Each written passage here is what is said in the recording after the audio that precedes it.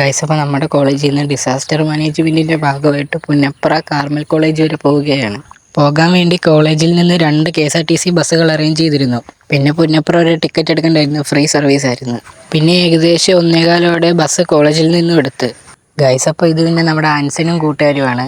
പിന്നെ കുറേ നേരം പുറത്തെ കാഴ്ചകൾ കണ്ടിരുന്നു. പിന്നെ കണ്ടക്ടർ ചേട്ടൻ നമ്മുടെ വീഡിയോയ്ക്ക് ഹായ് തന്ന്. പിന്നെ വീഡിയോയ്ക്ക് എന്ത് ഇടുന്നതുകൊണ്ട് എല്ലാവരെയും വീഡിയോയിൽ കാണിക്കാനായിട്ട് പറ്റുന്നില്ല.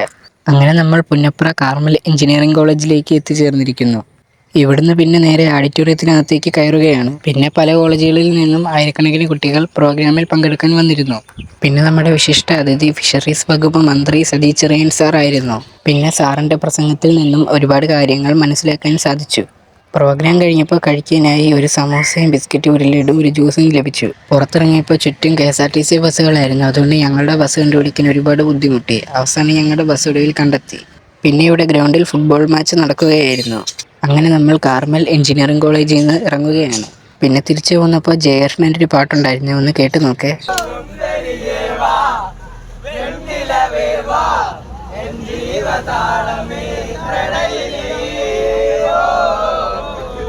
അങ്ങനെ പാട്ടും പാടി ഇങ്ങ് പോകുന്നു. ഗൈസ്, അപ്പോൾ ഇനി നെക്സ്റ്റ് വീഡിയോ കാണാം.